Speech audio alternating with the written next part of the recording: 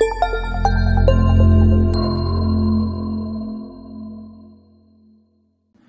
it's Mike Hambright with FlipNerd.com. Welcome back for another exciting Flip Nerd VIP Flip Show. Today I have with me the one and only Larry Goins, who is an investor, coach, author. He's a national speaker with 20 years plus experience. He has a lot of great knowledge on real estate investing, but today we're specifically going to talk about buying HUD homes as a real estate investor. So before we get started with Larry, let's take a moment to recognize our featured sponsors. RealtyMogul.com is an online marketplace for real estate investing, connecting borrowers and capital from accredited and institutional investors. Get a rehab loan fast and close in as little as 10 days. Rates start as low as 9%. We'd also like to thank National Real Estate Insurance Group, the nation's leading provider of insurance to the residential real estate investor market. From individual properties to large-scale investors, National Real Estate Insurance Group is ready to serve you. Please note, the views and opinions expressed by the individuals in this program do not necessarily reflect those of FlipNerd.com or any of its partners, advertisers, or affiliates. Please consult professionals before making any investment or tax decisions, as real estate investing can be risky. Hey, Larry, welcome to the show. What's going on, buddy? How you been? Good. How are you? Man, I am doing awesome. Awesome. So for those that don't know you, I know you get around a lot, and you've met a lot of people across the country, but for those that maybe that don't know you or don't know you as well as they might after this interview, why don't you introduce yourself and tell us a little bit about you?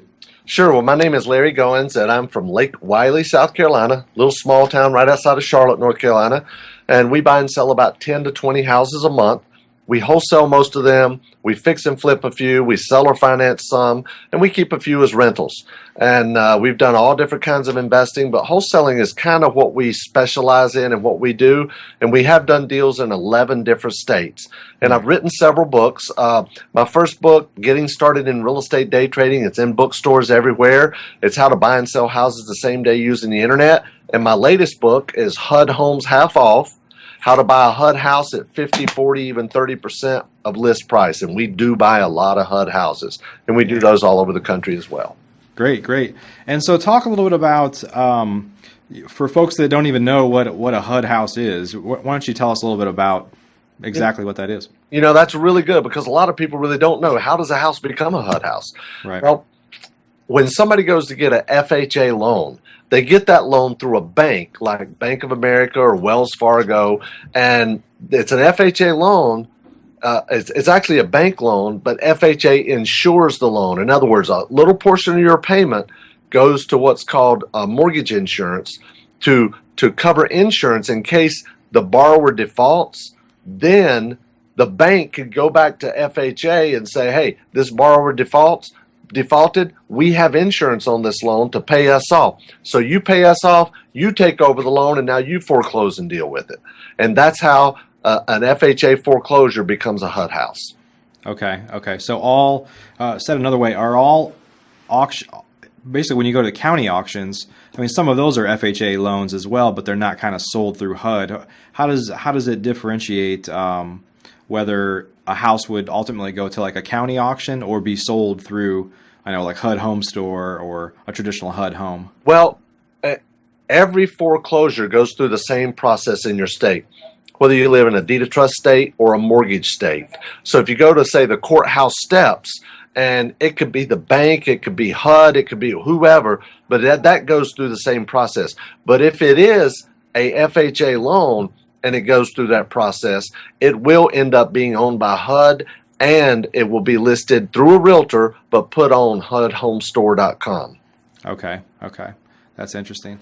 And I guess I have a question just popped up because I know that with FHA loans, you know, there hasn't been a lot of conversation about this, but it's happened where basically the amount that you pay in mortgage insurance, the insurance part, has actually gone up pretty substantially for borrowers. Is that right? Well, I think it has, and that's because the markets have changed, the economy's changed, and quite frankly, I don't think they want to get a whole lot of houses back anymore. So they want to make sure that person can pay a higher premium, and quite frankly, they're going to make them pay a higher premium.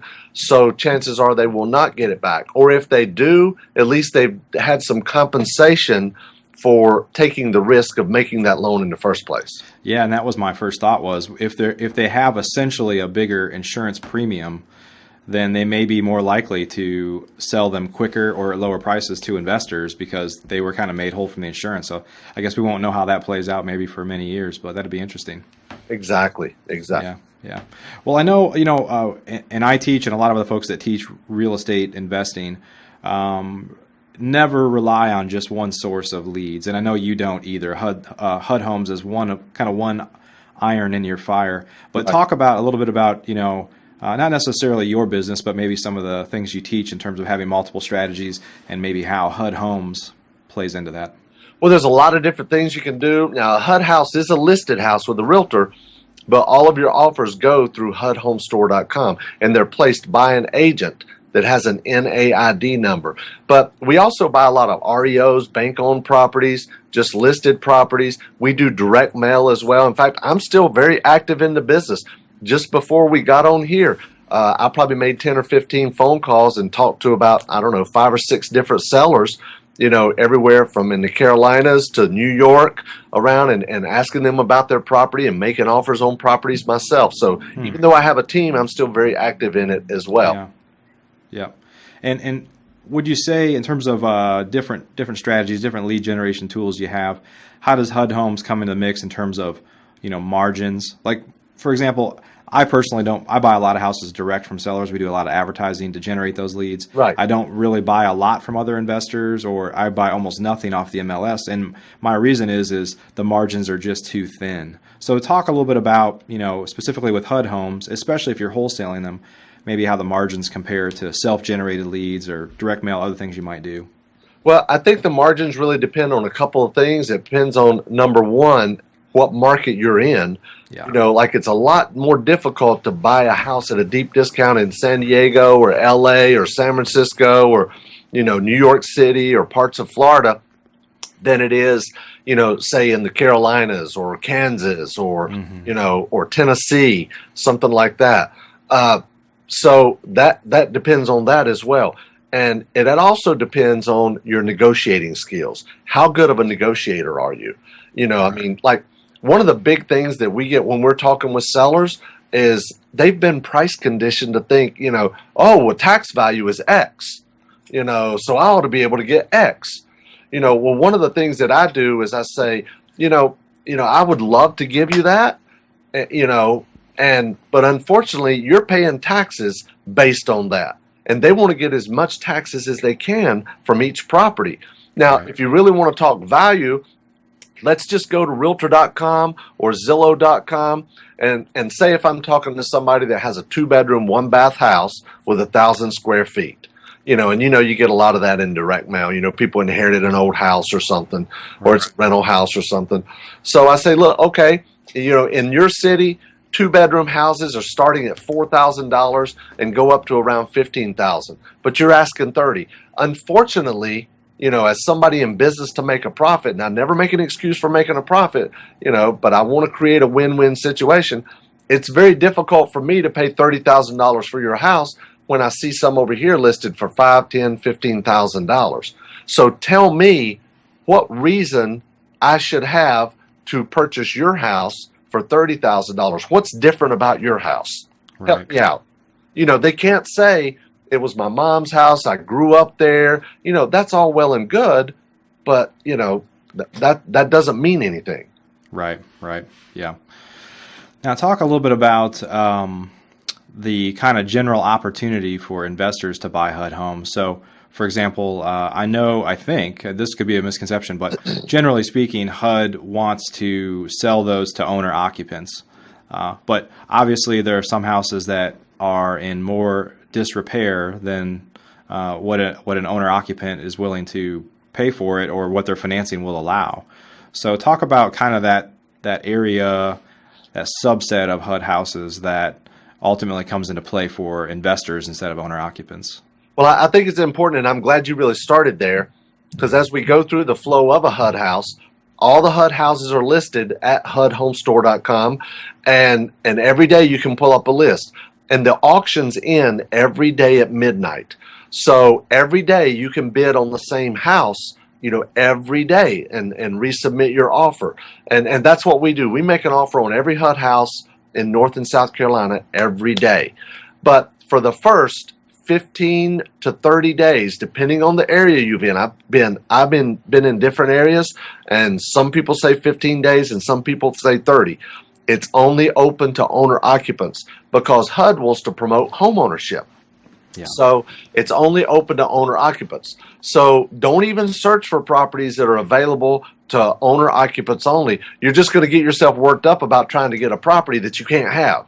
And who knows, it may be gone by the time those 15 or 30 days are up anyway. So what we do is we search for investment property, we sort them price low to high, and then we run our numbers, and we just have a formula that we shotgun it out.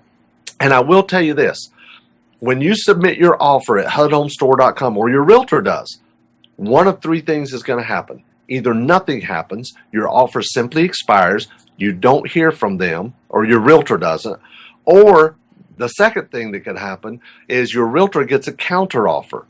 HUD sends an email that says, we will not take your offer, but we will take X. So then you can either counter back, you can accept their counter, or do nothing, or submit a new offer.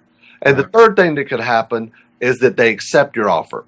Usually about 3 o'clock the next day, you're going to get an email, or your realtor is that submitted the offer, they're going to get an email that says we've accepted your offer. Then you have 2 business days, 48 hours, to get all the paperwork in, including your deposit. And they're very strict about things that need to be done, like it has to be signed in blue ink. Any contract purchase amount for $50,000 or less, it requires a $500 deposit. If it's over $50,000, it's a $1,000 deposit, and that's all across the country. And it's got to be official funds, certified funds, and it's got to be to the asset manager within 2 business days. Okay. And so the game really is to try to get them to accept your offer. And in order to be able to make a lot of offers, I mean, you're not looking at these houses before you make offers, at least physically. So You're making offers, you're making some assumptions about the repairs that are probably needed based on square footage or age of the home maybe. And then you're making essentially blind offers. Then if they get accepted, you have generally a 2 business day period to get out there and say, our assumptions were accurate or they're not, and we'll do the deal or we won't, right? Right, and I'm glad you brought that up. At HUDHomestore.com, on every page for a property, there's a PCR, Property Condition Report, and you can pull that, and they've had an inspector go out and just kind of do an overview, with the plumbing work, the electrical work, or it didn't work, the HVAC work. It's not going to be a detail like paint, carpet, trim, landscaping. It's not going to be that. It's big items. Yeah. And also there's an appraisal, but it's an as-is appraisal. Okay. Doesn't really mean a whole lot to us as an investor. So you do have that. Plus, online now, there's usually a lot of pictures, and you can kind of get an idea. You can zoom in on a picture. Does that floor look level? Is there a hole in the wall there? What's that hanging down from the ceiling? Does a roof leak? It's a body. Get an idea. It's a body hanging from the rafters. Exactly. Yeah. But we do a couple of things. If you're really concerned about those 2 days, because HUD does not allow you to have any contingencies. You can't say subject to an inspection, subject to an appraisal, subject to buyer's financing. If you send in your money for the deposit as an investor, not an owner-occupant, but as an investor, if you don't close on that deal for any reason, you will never see your money again. The only time you would ever get your deposit back is if for some reason HUD was unable to close, which we've had that happen a couple times. Some title issues came up. They didn't do their foreclosure correctly. So we've had those come up, but it still takes months to get your deposit back. But what we do is, if you're concerned about those 2 business days, just submit your offers on Thursday. That way, when you get an acceptance, it's on Friday. Now you have Saturday, Sunday, Monday, Tuesday to get all your paperwork in. And it gives you some extra time. Yeah. And do you have any kind of general, I know this is going to differ dramatically probably by market, but any kind of rules of thumb on if we put offers on this many houses, we convert about this many to being accepted, and then we ultimately buy about this many. Do you kind of have an idea of the general kind of conversion rates? It's very difficult to give you conversion rates because it depends on several things. Yeah. It depends on the market, where the property is. It also depends on the month and the quarter and where we are in the year. Is it near the end of the year? Is it near the end of a quarter? Do they need to turn more properties? And it also depends on how much you offer. If you offer 100% of list price, you're going to get a lot more offers than offering 30% of list price. Sure. So it depends on a lot of things. But we make offers two different ways. We have a shotgun approach that we use where we just blast out offers to every HUD house in the Carolinas every day. And then once we get a counter, then we start narrowing it down and pulling comps and riding the street on the internet and looking at rent comps and checking out the property in more detail to figure out what is our highest and best. Okay. And I understand there are some changes going on at HUD, and I know they change periodically with asset managers and things like that. Do you have any insights as to some of the changes that are going on or that are upcoming and how that might impact the opportunity for real estate investors? Actually, I do. Every so many years, it's like every 7 to 10 years, HUD will put out to bid contracts for asset managers to be their exclusive asset managers in specific areas. And now is the time. So HUD has put out to bid for asset managers to bid on how much they're going to charge to work with HUD and what they will do it for. And they're supposed to make an announcement as to who's going to be the new asset managers somewhere around the end of July, I heard. Okay. And we work a lot with the asset managers, so I wouldn't say we have an inside, but I would say that we know a lot about it because we've had the North Carolina HUD attorney tell us we buy more HUD houses in North Carolina than anybody else. Okay. And South Carolina told me, their attorney for South Carolina told me that they do more closings for us than anybody else. So I would assume kind of the same there. But in fact, the HUD attorney for South Carolina, he uses our office every Thursday to come up here. And because we're in the upstate South Carolina and he has a lot of closings, he just asked us, he said, I'm usually up here anyway. Can I use your office for other closings that I have? So which was pretty cool. Yeah. Works out good. But yes, they're getting ready to put that out for bid and they're supposed to announce that sometime around the end of July, I've heard. And then I'm guessing around the end of July or August, you're going to see a lot more HUD houses come to the market, which is probably going to help with us being able to get better prices. Yeah, that's great. Well, I know that I want to ask you some other kind of general questions about real estate investing, your structure, and kind of how you streamline your team and things like that. But before we kind of get off the HUD topic here, you were gracious enough to give folks that are listening to Flip Nerd your new HUD book for free. They can download it. So I think the link is it larrygoins.com/flipnerd. Is that right? That's exactly right. Okay. At larrygoins.com/flipnerd, we've created a special page just for your listeners. Awesome. Now, they could buy it in the bookstore. They could buy it on Amazon if they want to. But if they would like a free copy of it, just go to that special webpage we prepared at larrygoins.com/flipnerd. Awesome. Get a free copy of it. And it's we'll put the link down below the video here, but it's larrygoins.com/flipnerd. So awesome. Well, Larry, talk a little bit about your team. I know one of the things that I spend a lot of time is trying to build processes and automation. I try to teach a lot of the folks that I mentor those things because if you don't, you've effectively created a job for yourself instead of a business. So I know you really focus a lot on kind of automation and processes and being able to utilize a team to kind of help a lot of your day-to-day activities. So talk a little bit about how you teach folks or some of the things maybe that you use to go from a new independent single investor up to truly building a business that can operate with more than just you. Well, I do have a lot of systems and processes and procedures in place, and we have SOPs. And quite frankly, we run our business based on a book called The Rockefeller Habits. I don't know if you've ever read that before. No. But it's a really good book, and it's about how Rockefeller ran his business. And we have daily huddles, and we have weekly meetings. And in the daily huddle, it might only be 5 minutes, but it's like, okay, how many offers did you make yesterday? Which ones, what properties were they on? Tell us about it. Do you have pictures? Do we need to look at this? What properties do we have under contract? Do we need to look at the pictures? Let's drive the street. Do we need to back out of this one? Do we need to renegotiate it? All that good stuff. What do we have coming up closing? Okay, we got a closing Tuesday, we have one Wednesday, and we have one Friday. Tell us about that. We have it sold. Yes. How much are we making on it? All that good stuff.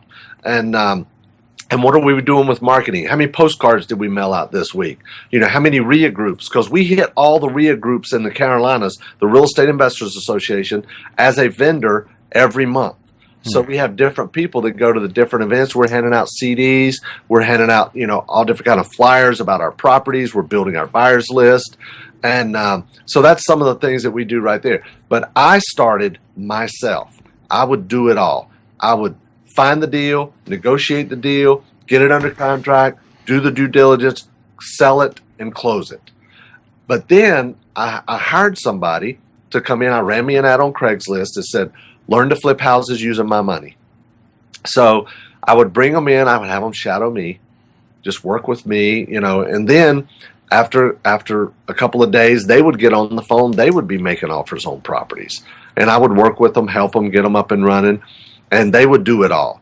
And then I thought, well, I could do more deals if I separated out. So then I had the acquisitions doing acquisitions and due diligence, and I hired salespeople to do sales and closings. So I separated that out. And after a while, we had somebody come in to do due diligence. So that way acquisitions didn't have to do that. And then we had somebody come in to handle all the closings. So sales didn't have to do that. So now we have acquisitions, due diligence, sales, and closing. And we have one person doing due diligence, one person doing closings, and we have a couple people doing sales, a couple people doing acquisitions. Okay.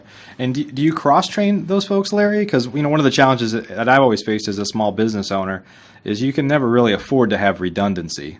So you tend to probably have one person that's an expert in one area, and in the event that somebody's out sick or gets hit by a bus or something like that, somebody's got to fill that role, and it's either got to be you to step in because you know how to do it, or, quickly find somebody else. So how do you kind of overcome that as a small business?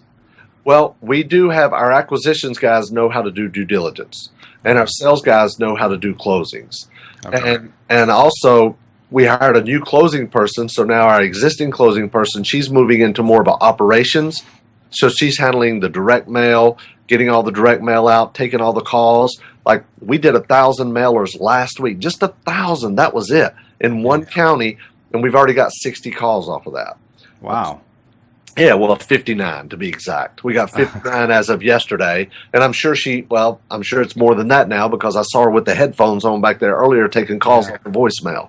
Yeah. But yeah, I mean, we try to cross-train people. And I'm a firm believer in training and education. I mean, look at my library. Yeah. This is my education. I don't have a college degree. But I'm a firm believer in education. So we do cross-train people, and every week I have a training. I usually have it at 1 o'clock on Wednesdays or Thursdays, and it might be about sales. It might be about motivation. It might be about negotiating. It might be about setting goals. It might be about some sort of technology, some software we're using or something or whatever. But every week we do some kind of training, and sometimes it's even personal development. For example, not too long ago, we did the every day at noon. Well, not every day. I think it was every Tuesday at noon. We would play the Dave Ramsey videos in our big room that we have on the big screen TV, and people would bring their lunch or they would run grab lunch and come right back, and they would sit and watch that about getting out of debt, about setting up an emergency fund, becoming financially independent, paying off all your bills, all that good stuff. And we just did it for our employees. Wow. Okay. And they love that. They love it. Yeah.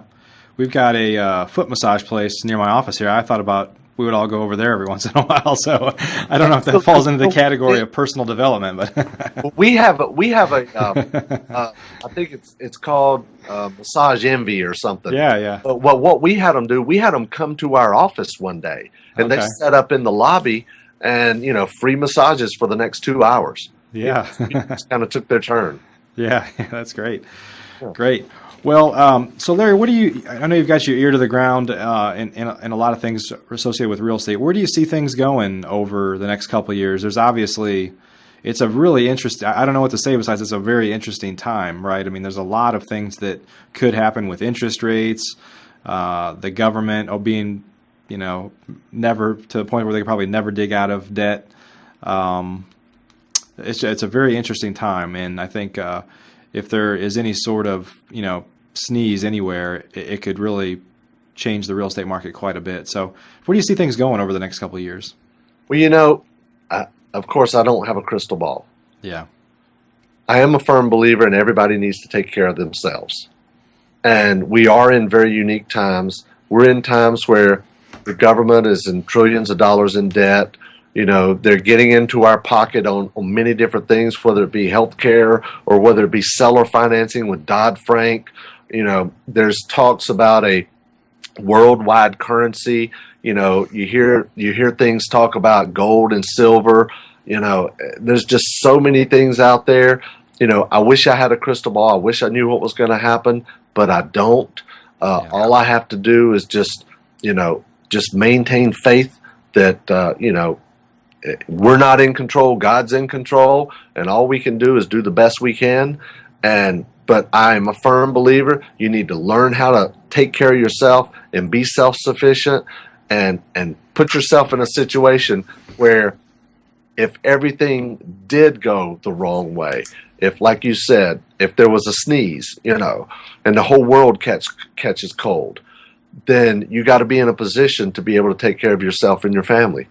And just do whatever you can, get whatever education, get whatever information you can, but by all means, take action. Reading a book. Now, this is a great book, and you're going to get it for free, but don't treat it like it was free. Right. Some people will not read free stuff. But, it was free. Hey, you could go buy it if it'll make you read it. Right. We aren't giving it to you today for free, but don't just read it. Oh, that was a nice book. I enjoyed that. Oh, this show's on. Big Bang Theory's on. Whatever. The Bachelorette's on. Let's watch that. Yeah, it's interesting because I sometimes worry about what's going to happen. There's really not a lot that I can do about it, obviously. But one of the great things about being a real estate investor, especially if you own rental properties and if you focus on entry-level houses, it's almost like no matter what happens, people need places to live. And if you focus on more of the entry-level, first-time homeowner type houses, that it just seems like there's always going to be opportunity there one way or another. Your proverbial cheese may move, but there'll be some way to still monetize those deals. That's true. And one thing I've found out is the lower the price house, the more buyers there are available. Yeah. It's just a bigger pool of buyers. Right. Yeah. Awesome, Larry. Well, thanks so much for your time today. Again, for those that want to get the HUD book that Larry has offered to Flip Nerd listeners graciously for free, go to larrygoins.com/flipnerd. We'll have a link down below the video for that. And so, Larry, thanks again so much for your time. Really appreciate your insights and your information. Man, I appreciate it. Anytime. All right. Have a great day. We'll talk to you soon, okay? Bye-bye. All right. Bye-bye. Are you a member of flipnerd.com, the most robust real estate investing platform in existence, where you can find off-market wholesale deals and great vendors literally in your market? You can get access to advice from experts and learn about local clubs and events right in your backyard. If not, please visit flipnerd.com and register for a free account. You can register in less than a minute. It's pretty much the coolest site that's ever existed in the real estate investing industry. So get on over to flipnerd.com.